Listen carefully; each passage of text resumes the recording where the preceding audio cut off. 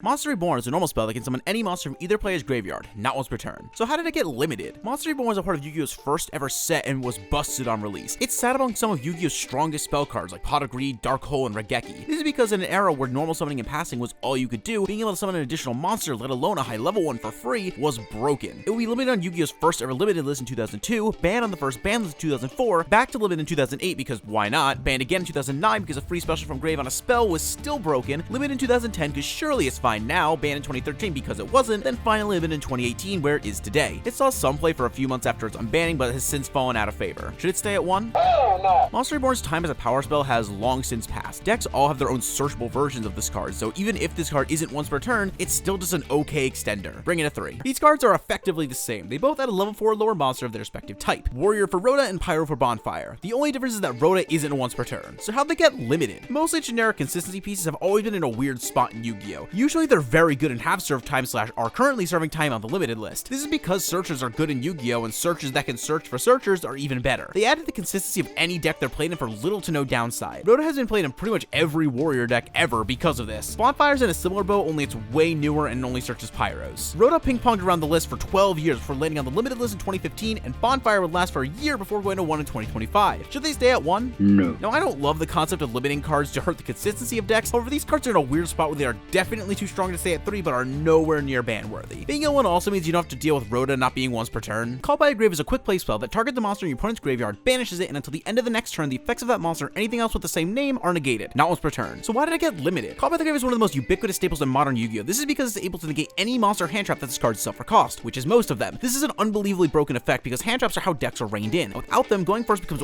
way too powerful. Call by the Grave will be released in 2018, a historically FTK-filled format in large part due to overtuned links, but Call by the Grave was able to stop the opponent from stopping you. And while it was at 3, every copy you opened stopped another hand trap. It will be slotted to pretty much every combo deck as a way to stop the only counterplay your opponent had. It would eventually be limited in 2020 and still sees consistent play to this day. Should it stay at 1? Oh, no. This card never should have been printed, let alone legal at all. Hand traps are an incredibly important part of modern Yu-Gi-Oh! Like it or not, and they need to resolve. If you lose to a single ash on the normal summon, you either brick super hard, build your deck poorly, or sequence your hand poorly. Aside from breaking, these are all things you need to account for as a player in your deck building and your play. Call by the Grave is just a cheat code that lets broken decks get off scot-free. Ban it yesterday. Misk is a level 4 dinosaur that, as a quick effect during the main phase, can be sent from hand to grave to make dinosaur monsters you control unaffected by your opponent's activated effect for that main phase. It can also banish any amount of dinosaurs from grave, including itself, to summon a dino from deck with a level equal to the amount banished. So why did it get limited? Misk was released in 2017, only a few months before the brand new dinosaur structure deck. It brought with it some insanely broken cards that would go on to be a tier 1 to 2 deck for several years to come. The deck was known primarily for popping babies and OTKs, and the latter was thanks in large part to Misk. The hardest part about going second is having to play into your opponent's board, especially when they have several points of interaction to try and stop you. Misk lets you completely bypass this and play completely unimpeded. This will lead to Misk's limitation only 7 months after release. However, it will be unlimited in 2019, bringing it down back to a tier 1 deck with the release in August or in 2020, then promptly getting limited again in 2021. Should it stay at 1? Yes. This card is just Sangan summoning, but way worse. I think this card is completely fine to stay at 1. It's one thing to search the card, but being able to consistently hard open it is definitely a problem. This card definitely has to go the moment Konami makes good dino support, but for now it's fine at 1. Gateway of the 6 is a continuous spell that has a lot of effects, but all you need to know is that when a 6 samurai is summoned, it gets 2 Bushido counters, and you can remove 4 Bushido counters from anywhere to search for any 6 samurai monster. Not at all once per turn. So why did it get limited? The 6 samurai archetype has been powerful several times throughout Yu-Gi-Oh's history, mostly due to their ability to swarm the field. In that sense, Gateway feels like a powerful piece of legacy support for a deck would have gotten in 2020, not 2009. This led to one of the earliest combo decks, and for a decent amount of time was one of like 2 decks that justified the existence of Max C, a deck from 2011 special summoned more than some modern Yu-Gi-Oh decks. Another funny thing is that because you can take Bushido counters from anywhere, you can take them off something like a United and search even more. It would get limited in 2011, banned in 2013, and back to 1 in 2017, where it stays today. Should it stay at 1? Yes. 6 Samurai is a very toxic combo deck when it gets going. With their support from Rage of the Abyss, they're able to FTK even more consistently, something they've been able to do for a while now, and it's what got Gateway banned back in 2013. However, the deck is very bad, and they do already have a way to search Gateway, so putting it to 3 would only serve to buff an FTK deck. It's fine as is. Talents is a normal spell that can only be activated if your opponent used a monster effect during your main phase. It can either take control of a monster till the end phase, draw 2 cards, or look at your opponent's hand and return a card to the deck. So why did it get limited? Talents was released in 2020 and would see play almost immediately. Its change of heart effect was useful board breaker, Pot of Greed was great for extension, and the Forceful Sentry was powerful against hand traps. This last effect would be the primary issue most players had with the card since it punished interaction. You know, the part of Yu-Gi-Oh that makes it fun. It was just a little too broken to be able to rip your opponent's best card and play with full hand knowledge just because they had the audacity to interact with you. It took several very heavy hand trap forms for Talents to finally get limited in 2025. Should it stay at 1? Oh, no. I imagine the thought process of putting Talents to 1 was that you had to get it off thrust if you wanted to use it, and while this does make sense, it doesn't stop the problem Talents cause. The fact it's legal at all means you can still severely cripple your opponent for interacting with you, which is not an effect that should exist for the player going first. Chain Strike is a quick play spell that can only be activated Chain Link 2 or higher, and if there aren't multiple cards with the same name in the chain. It burns the opponent for 400 damage per Chain Link number of the card. So if it's Chain Link 2, it deals 800 damage, etc. Not once per turn. So why did it get limited? Burn was the main win condition for most early stun decks, and Chain Strike was always seen alongside it. These decks played lots of trap cards that could be activated at any point just to build huge chain links to blow up your opponent with Chain Strike. Fun ruling. Even though it says you can't activate Chain Strike if 2 or more cards with the same name are in the chain, you are allowed to chain a Chain Strike to another Chain Strike, since at the time you activated the second Chain Strike, there were no duplicates in the chain. This is the main reason Chain Strike got limited in 2007. It was already one of the highest damaging burn spells, and being able to basically double it could sometimes let burn OTK. It would get semi-limited in 2008, then randomly limited again in 2018. Should it stay at 1? Yes. If this card went to 3, it would still be bad and no one would play it. Burn is way too difficult to pull off in modern Yu-Gi-Oh, and stun just has better win conditions. However, burn is really annoying, and it should stay at 1 for that reason alone. All 3 are continuous traps. Goes unlocks you to 1 attribute, Rivalry into 1 type, and there can be only 1 stops you from summoning duplicate types. So why they get limited? Rivalry and Goes are very old cards released in 2005 and 8 respectively, and Tikaboo wouldn't come out until 2018. The first 2 had the usual fate for old floodgates. They weren't very useful on release because decks were slow and played enough removal that they usually weren't game winning. However, as the game sped up and decks trimmed out generic backrow removal, these cards started seeing much more play since they were just auto wins against specific decks. Tikaboo, however, was released 10 years after them, a time when they were already playable cards. 2018 really was the year for bad design decisions. It's all played the same way the others did, a going first card that, if your deck could afford it, just auto win you games. They would all be limited in 2024 for no particular reason other than they made the game worse. Should they stay at 1? Hell no. Generic floodgates should all be banned, full stop. They do nothing but empower going first and create complete non-games. Brilliant Fusion is a continuous spell that fusion summons a gem knight by sending material specifically from deck to grave. So why did it get limited? Brilliant Fusion could do a lot of things, but all that matters is that it can summon Seraphonite by dumping a gem knight and a light monster to get you an extra normal summon. Up until around 2020, most combat decks were heavily balanced around the normal summon, and being able to get a second one was insane. What made it better than something like double summon was that it got to dump a light monster. Initially it was Trick Clown, but some eventually switched to Snow. This got you an extra 2 potential bodies in addition to the second normal summon. Fun fact, because you had to play a gem knight, people often played Garnet since it had the most attack. This is where the term Garnet came from, since if you drew it, you couldn't use Brilliant Fusion. Hence you drew the Garnet. This card would get limited in 2019, banned in 2020, then back to 1 in 2025. Should it stay at 1? Hell no. This card is super power crap. Playing a Garnet for a mid extender is just not worth it anymore. Decks now try and steer clear of Garnets whenever possible, so bringing one back for a little payoff just isn't gonna work. Shifter is a monster that, provided you have 0 cards in your grave, can be discarded to cause any card sent to grave to be banished for 2 turns. So why did it get limited? Shifter is a controversial card to say the least. What was initially released as by far the worst of the 2020 tin promos would eventually become one of the most influential hand traps ever. Its ability to shut off the opponent's graveyard for a turn was insanely powerful. It turn skipped almost every deck in existence. It saw some play in tier format, but 2023 was when it really became a problem. Kashtira not only didn't care about Shifter, it actively helped them. If they got to skip your turn with Shifter to put you under a Rise Heart, the game was pretty much over. Shifter wouldn't see much play again until Ritual Beast new support in 2024. This deck can not only skip your turn in a myriad of ways, it played better under Shifter than without it. The deck to finally do Shifter would be Malice, which ironically played under it the worst. It will be limited in 2025. Should it stay at 1? Hell no. Shifter is a horrendously designed card. It's a turn 0 floodgate that shuts down 90% of decks. Your deck either plays Shifter or loses to it. Ban this thing. Gamma is a level 2 tuner that, as long as you have no monsters, can special summon itself from hand and aside from driver from pretty much anywhere to negate and destroy a monster effect, and it banishes itself and driver during the end phase. So why did it get limited? Gamma is a very powerful hand trap that's unique in its ability to both negate and destroy, and if it was only usable going second, it wouldn't be an issue. However, that's obviously not the case. Gamma is pretty much just call by the grave for certain decks. If you don't play lots of monsters or you start your turn with a Rhoda, Gamma not only trades with whatever your opponent used to try to stop you, it gives you 2 bodies that you can use for anything. Mostly they would make Cyframe Lord Omega, which is a hand rip. So now the opponent's down 2 cards for trying to interact with you. It would come to a head when Super Heavy Samurai would play it. They had a must negate card that didn't turn off Gamma, so it was very easy for them to set up Omega before even starting their plays. Small correction here,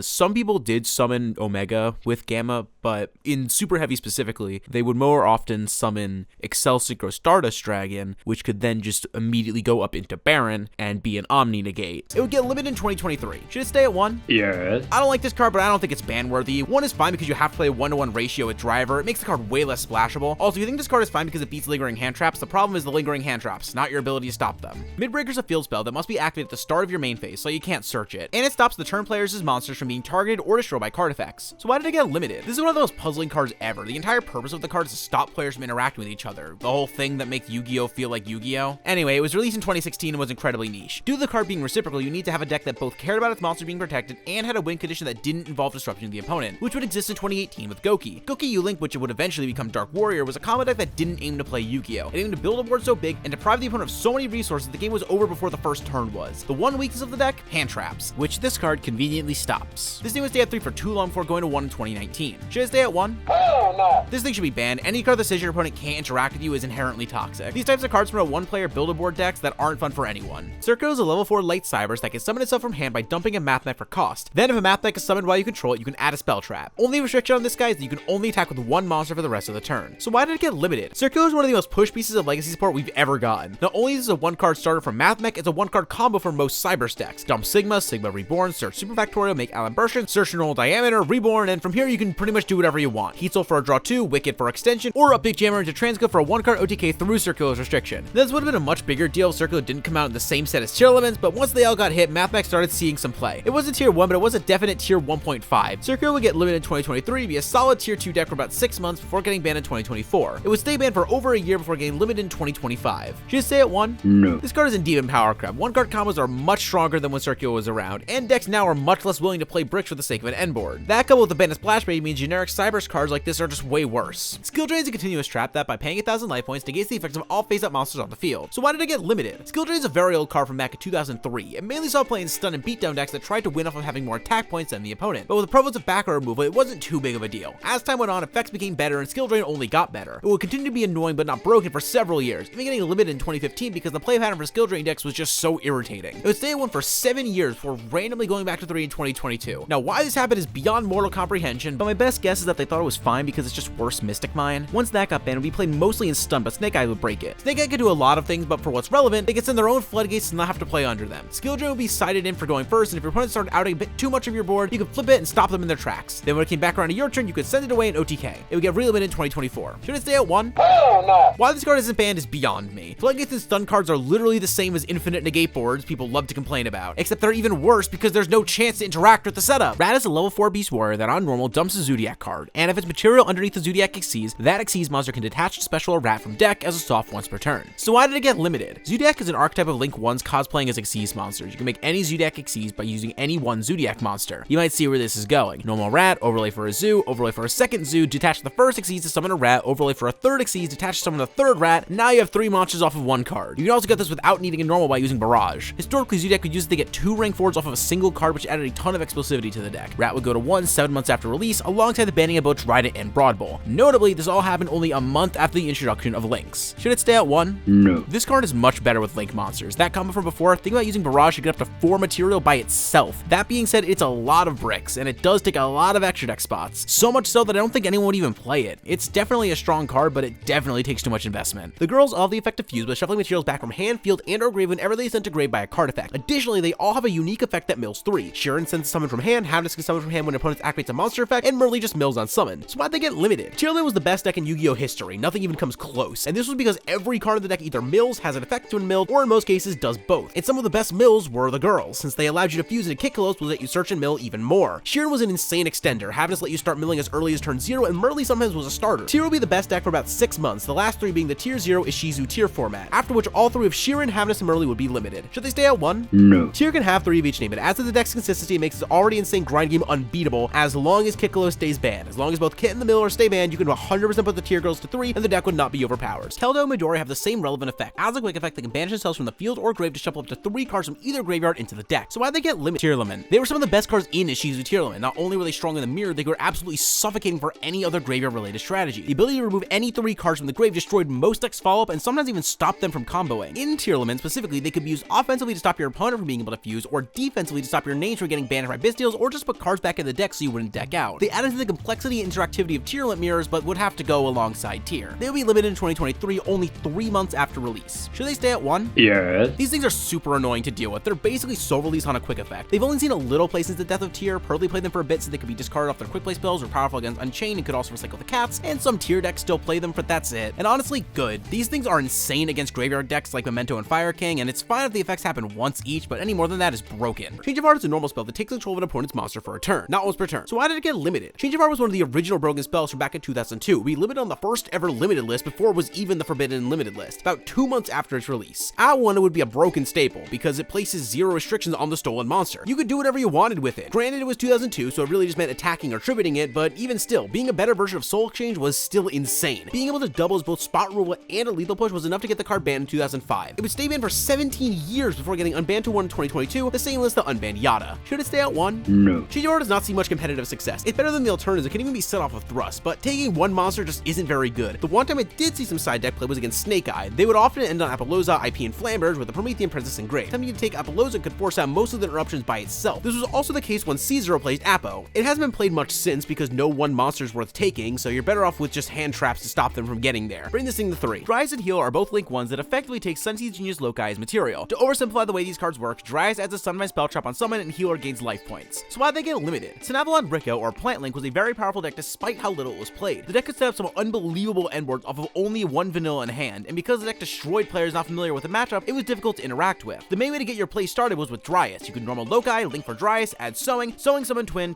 Reborn Loci, make Healer, link Dryas and Healer into Jasmine, and from there you can pretty much do anything. The card will be limited in 2024. Should they stay at 1? No. Now you might have noticed something. The combo only used one Dryas and Healer. So again, why'd they get limited? Well, in some high roll hands, you could get a second Dryas and Healer out to gain life and get an extra search off Jasmine, but that's it. In terms of follow-up, most of that came from your graveyard and Rika cards. I don't even think they hit the deck because it was cheap, because the hits didn't do anything. The deck got power crept at the same rate regardless. Bring them to 3. Duster is a normal spell that destroys all of your opponent's spells and traps. So why is it limited? Duster was one of the strongest cards in all of old Yu-Gi-Oh! Spell trap removal was so powerful it made it hard to run most back row. At this time there was 3 MST, 1 Breaker, 1 Heavy Storm, 1 Duster, and even 3 Dust Tornado for Imperial Order. This led to decks only playing the best of the best traps because they weren't worth relying on unless it either won you the game or came close to it. This would lead to Duster's ban on the first ever ban list. Heavy Storm would be the only mass back row clear allowed for almost 10 years. It would eventually get banned in 2013, and for almost 7 years both Duster and Storm would be banned. That is until 2020 when Konami thought it would be funny to unban Duster. Should it stay at 1? Hell no. This card should not be allowed. There is more than enough back row removal in the game. Blowout cards just make for non-games, and that's not fun. Ban it.